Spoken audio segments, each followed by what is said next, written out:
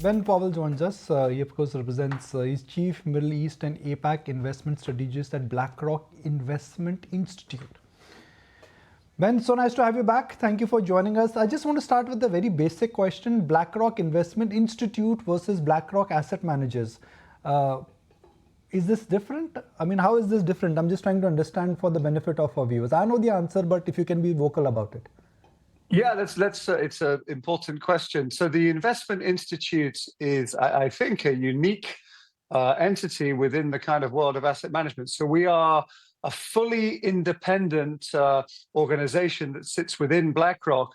So what that means, hopefully, is when we're talking about our tactical views or our more strategic views, everything we're saying clearly is because that's what we really believe. We're not pushing any product or any funds. We are a fully independent entity. However, we're so lucky we sit within BlackRock, and therefore we're blessed with being able to speak to, obviously, market leaders across everything from India equities through to AI, through to China and so forth. So we are a beautiful blend, I think, of independence and therefore hopefully an authentic voice. But again, we clearly sit within BlackRock and have that connectivity to the world's largest asset manager. So I hope that helps.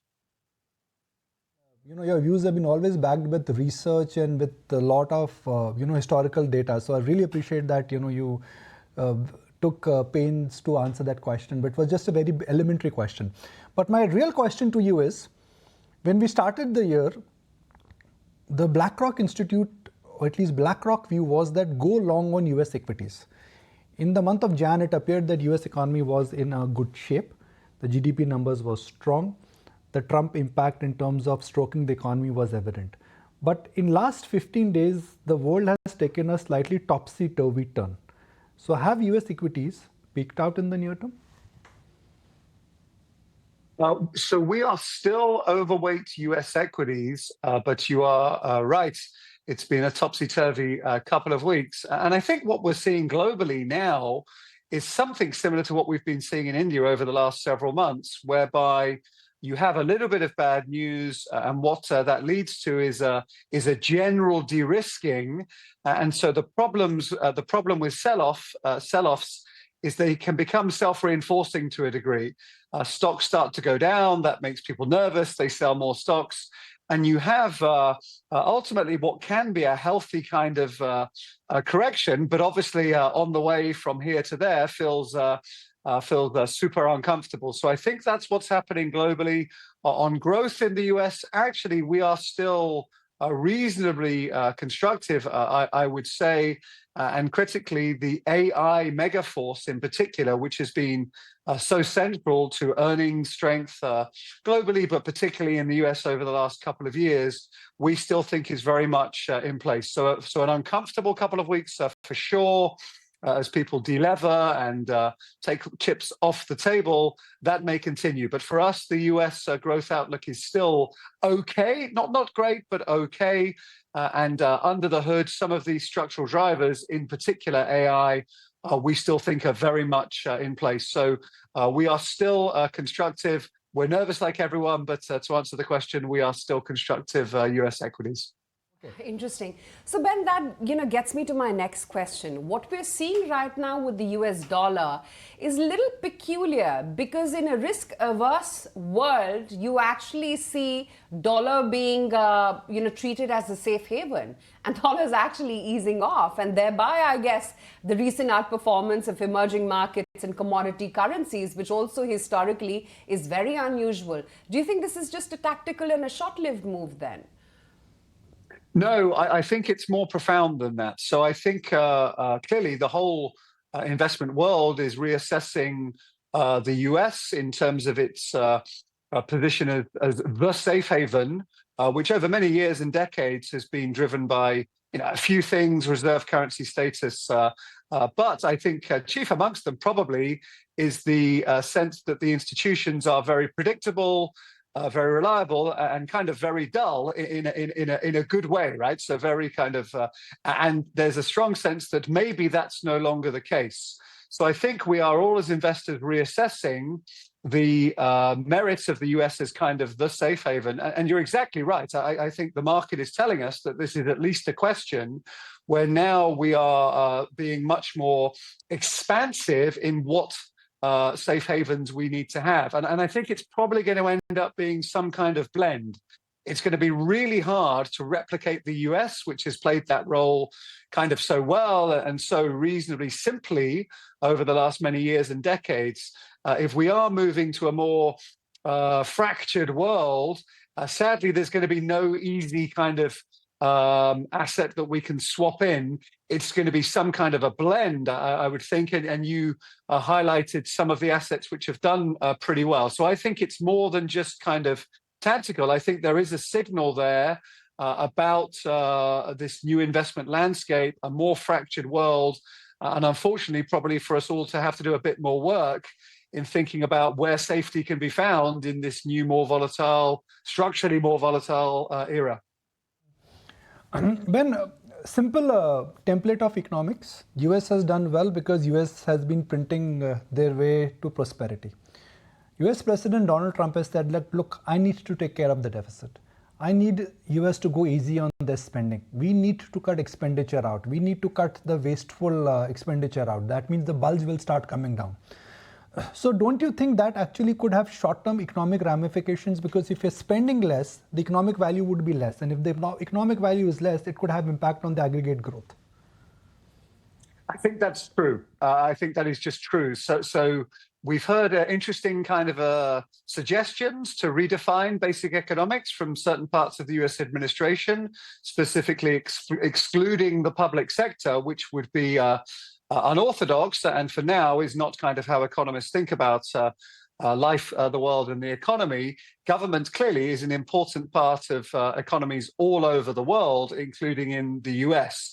And if you have a kind of deliberately induced recession, even if it's quote unquote only in the public sector, meaning government spending, clearly that will have broader ramifications. So the key question, I guess, is how much pain the new administration in the US is willing to take. And the answer is, if we're being open, we don't know. But I think in the last week or two, the market has become anxious that maybe the administration, President Trump to the fore, is actually more willing to tolerate some pain, economic and market, let's say, in order to achieve his more medium-term structural ambitions to make America great again.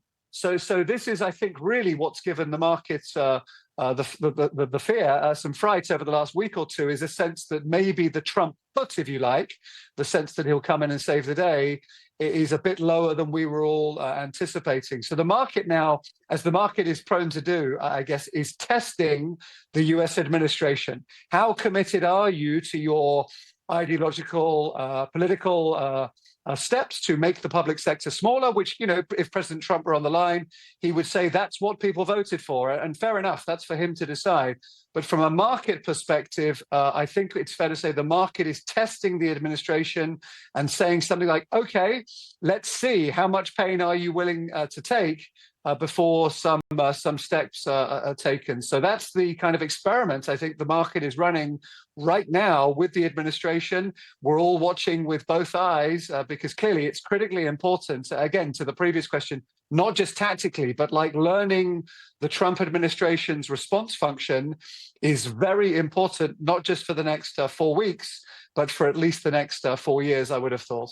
One more follow-up question. You'll appreciate the spirit of my question here, and I'm just being a devil's advocate here. Data which was thrown at me over the weekend was the following. 70% of the total market cap of financial markets is in US equities. 50 to 55% of the total global debt in the world is on the US balance sheet, US government balance sheet. And US currently has only 5% of the total population in the world. So it's like saying 5% of the total population is enjoying 70% of the financial market cap and 50% to 55% of the total debt. Aren't these numbers slightly bloated, which need to adjust, and they need to adjust badly? I think we have to give credit to America and American friends. They are very productive. So for the last, I guess, since the Second World War, you've had a unique combination in America of intellectual capital, the university system, and so forth, and financial capital, and that has mingled in a beautiful union to create the companies of the future. So the future has basically been invented in America for at least the last 50 years, maybe a bit longer. And that leads to super normal returns. So I think we should give them some credit. Now, to the spirit of your question, I think at these kind of levels, we should absolutely be thinking, hey, is there anywhere else on God's earth where we have good companies making money with a reasonable outlook? And the answer to that is absolutely yes. So I think, again, sorry for this, we're all going to have to do a bit more work. I think it's very hard in this new, more complicated, fractured, volatile era to just be long risk, as we used to talk about in the old days.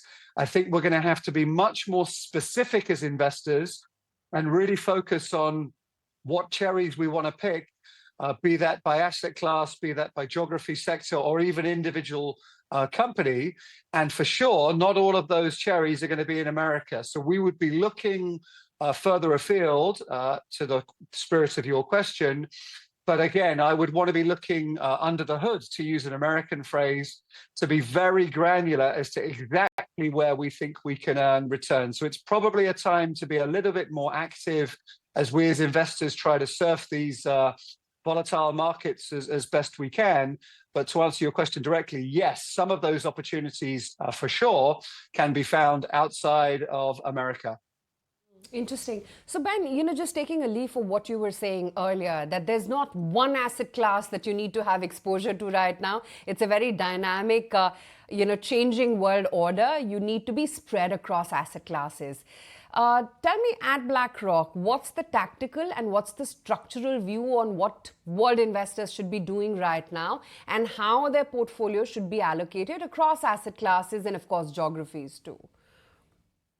Yes, so in terms of how to allocate, just to re-emphasize, we think a sort of naive risk-on is insufficient now. We need to be, as investors, we need to be a little bit more dynamic, trying to take advantage of the volatility. So, maybe this is an opportunity. This sell-off we're seeing right now, if you are still convinced, as we are at BlackRock, that AI is like a real thing, then maybe we should be, with our finger hovering over the buy button as to take advantage of this volatility. So to do that, you need to have a kind of portfolio approach, which is a little bit more flexible. So we would be, one, a little bit more flexible, and two, I talked about it before, so I won't repeat, but a little bit more granular, having a much more specific kind of target as to where we want to have our investments earning return.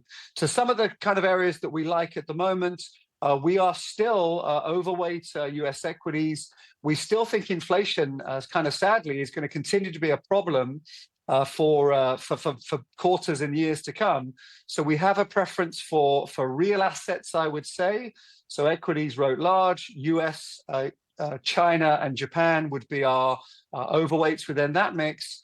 And then on the fixed income side, again, we would want to be very, very selective as to exactly where we have our exposure. So we would be more overweight investment grade. We'd be overweight shorter duration. So again, I don't want to belabor the point, but for us, it's a totally different investment kettle of fish. And probably the bigger question is, like, how do we change how we invest? Again, more dynamic and more granular, and then you get to like what we should be invested in right now. And I gave a couple of examples as to where we think investors should be currently. Okay, Ben, we've discussed US, we've discussed China. Where is India? Did I miss on it? Come on, India, Ben, go for it, go for it, go for it. You didn't. India's doing very well. I'm here in the UAE, so obviously we had a huge cricket event over the weekend. So India was triumphant. Congratulations, by the way, on this. Back to the show. India, I still think is, as I mentioned earlier, actually, is in this temporarily tricky spot of risk slightly feeding on itself. So you've had a market which perhaps got a little bit ahead of itself several months ago, and that was ripe, it turns out, for a little bit of a downdraft, and that's now feeding on itself to some degree. We at BlackRock still completely believe in the well understood, I think it's well understood bull story, but we just think it's completely true. So demographics is where global investors tend to go. That's fine. The demographic outlook for India over the medium term is, of course, very favorable. But my favorite bull story in India continues to be the productivity gains that we've seen over the last many years, which are likely to continue, not least with digitalization. So we're seeing, an incredible acceleration. It feels like India's advancing 10 years every 2 or 3 years in a way, and digitalization of the whole economy is going quite well, I think it's fair to say, in India. Not perfectly, nothing's perfect. But so India, short-term risk sell-off is somewhat normal. That shouldn't obscure the medium-term bull story of both demographics and productivity. So we at BlackRock are still very much on board with the India bull story, while being, of course, respectful of the short-term sell-off, which, as I say, clearly has kind of fed on itself. The hope, I suppose, if India is further down the track here, right? We've had this going on for a few months in India. The world, US equities and others, have only entered into it in the last couple of weeks. So hopefully India is further along in the kind of clearing out process, and that can give opportunities for benefiting from the structural bull story, which we at BlackRock think is something like completely true. Ben, just very quickly, is India still a relative trade versus China, or do you think the both are standalone stories now, especially ever since the AI, with DeepSeek and all that discovery being made about China? Is that a standalone story now? I think for now, many investors still treat them as rivals for capital. I do think over time that's going to evolve. And as the world, in our view at least, evolves to the frame we have of investors being more granular, then why not? You can pick India and China, right? That's fine if you're running a global, well-diversified portfolio. So for now, I think the way a lot of investing is done is through the EM kind of lens.